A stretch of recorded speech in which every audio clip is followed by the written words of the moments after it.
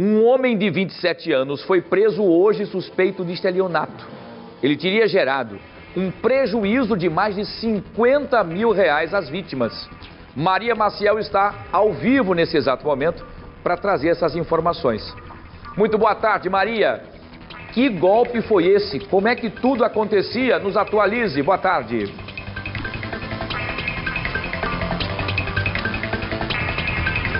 Boa tarde, Wilson. Boa tarde a todos.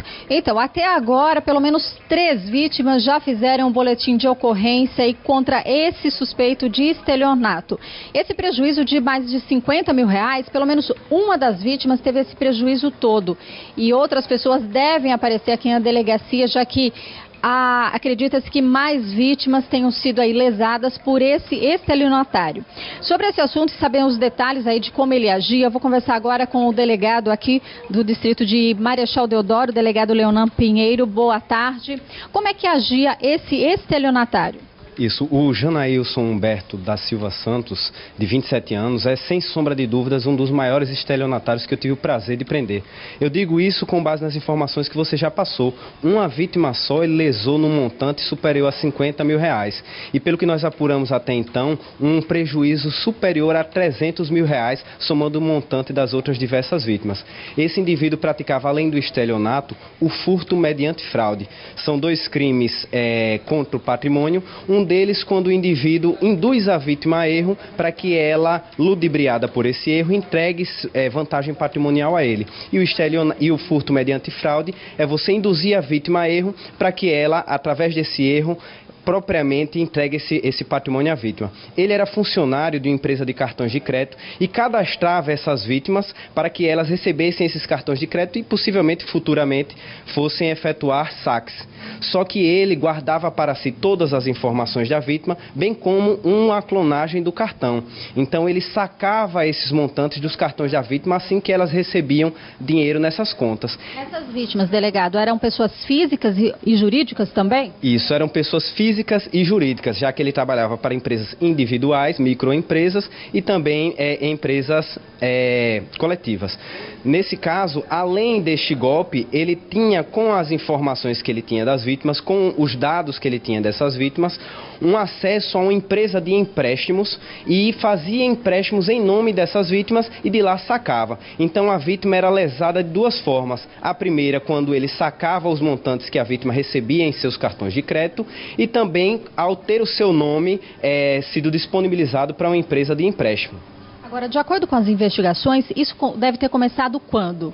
As vítimas dizem que já tinham esse relacionamento com ele há mais de 3, 4 anos. Isso, com certeza. Eu acredito que em um período, inclusive, superior a 4 anos, pois diversas vítimas tinham nessas contas uma espécie de poupança, algo que elas recebiam os valores e deixavam ali para uma necessidade futura.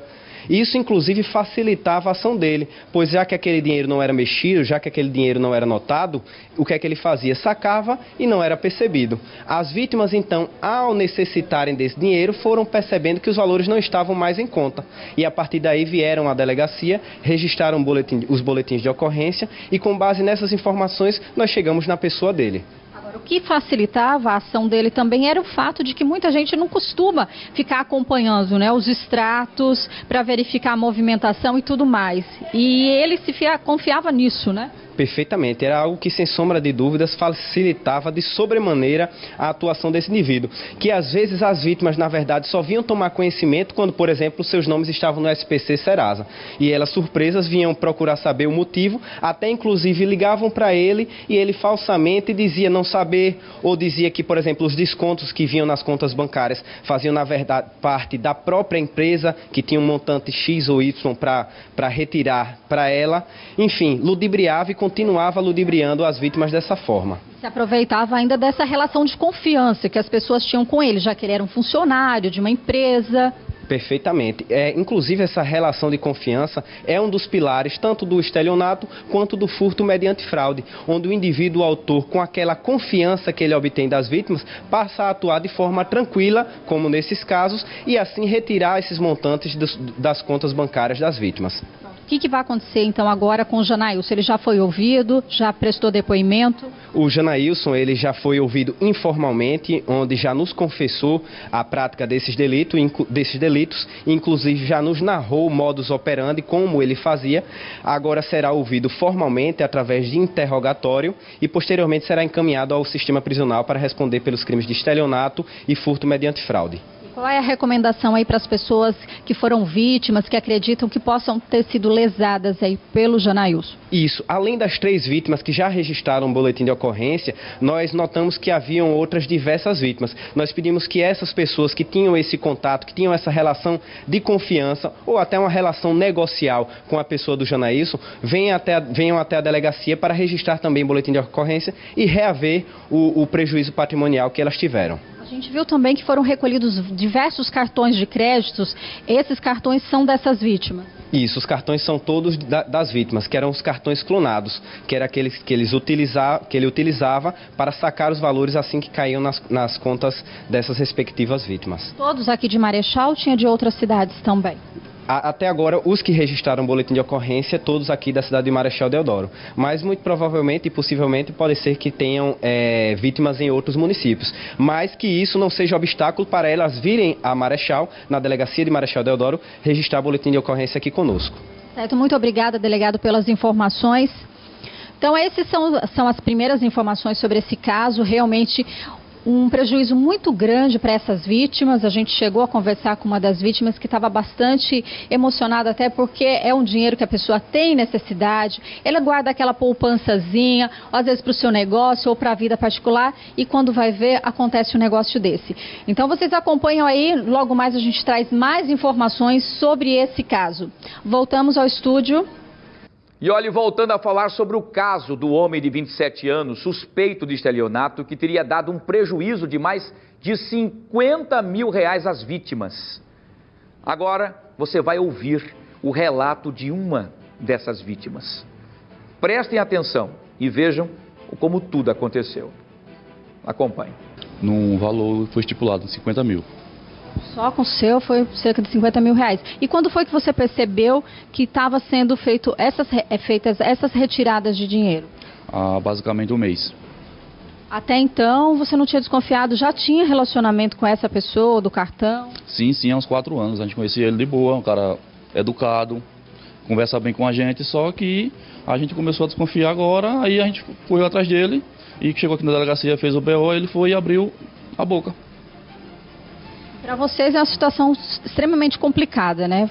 Não, sim, porque eu estou um pouco imprensado por conta desses saques que estava tirando da minha conta. E chegou a falar com ele? Ele justificou alguma coisa? Por que fez isso? Não, o porquê não. Só falou que era saque normal, normal da conta. Dizia que era isso, que era saques normais. Dizia que era saque normal. E isso vocês perceberam, vocês acreditam que pode ter acontecido outras vezes e vocês não perceberam? Vocês já conseguiram fazer esse levantamento aí do último ano?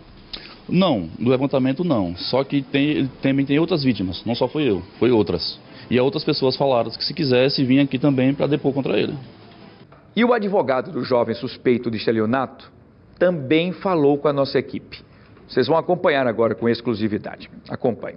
Hoje, na realidade, a defesa vem aqui cumprir apenas um papel constitucional que é garantir o direito dele de se permanecer calado ou de falar. Em conversa extrajudicial com o Janailson, ele já falou, tá certo, algumas coisas relacionadas ao fato, a forma como aconteceu. Ele está disposto a contribuir e a realmente falar de que forma realizou alguns saques, mas nós vamos preservar o direito constitucional dele de garantir que ele seja ouvido aqui na delegacia, da maneira que a lei estabelece que ele vai ser ouvido. Vamos se preparar amanhã para a audiência de custódia dele, que deverá acontecer amanhã aqui na comarca, e aí tentar pedir a liberdade dele.